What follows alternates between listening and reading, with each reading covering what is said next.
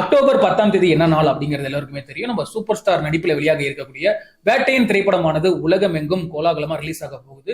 Super star Rajinikanth ரசிகர்கள்லாம் வெறித்தனமா காத்திருக்காங்க ரிலீஸுக்காக. இந்த ஒரு படத்துல சூப்பர் ஸ்டாரோட மனைவியா நடிச்சிருக்கவங்க தான் மஞ்சு வாரியர். மனசுலயோ பாட்டுலாம் பார்த்திருப்போம். பயங்கரமான டான்ஸ் பண்ணி இப்ப எல்லா இடத்துலயும் ட்ரெண்டா போய்கிட்டு இருக்கு. சோ படத்துக்கான ப்ரமோஷன்ல ஈடுபடும் போதுதான் மஞ்சு வாரியர் ஏகே அவர்களை பத்தியும் சூப்பர் ஸ்டார் ரஜினிகாந்த் அவர்களை பத்தியும் சிறப்பான விஷயங்களை சொல்லியிருக்காங்க. என்ன சொல்லியிருக்காங்க அப்படின்னா, ஜெய்பீம் இயக்குனரோட இணைய போறோம் அப்படின்னு சொல்லி உடனே சந்தோஷப்பட்டு கதையை ஓகே பண்ணிட்டேன். ஆனா அதுக்கப்புறம் தான் எனக்கு தெரியும் இந்த படத்துல ஹீரோ ரஜினி அப்படிங்கிறது. எனக்கு இதை கேட்கும் போது இரட்டிப்பு சந்தோஷமா இருந்துச்சு. மனசுல ஐயோ பாடல் இந்த அளவுக்கு ஹிட் ஆகும் அப்படிங்கிறது எனக்கு தெரியல. மிகப்பெரிய வரவேற்பு கிடைச்சிருக்கு.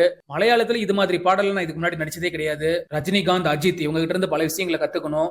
எவ்வளவு பெரிய நடிகர்களா இருந்தாலும் சரி, அவங்க எளிமையாவும் சக நடிகர்களோடையும் பழகிறது என்ன ரொம்பவே கவர்ந்திருக்கு.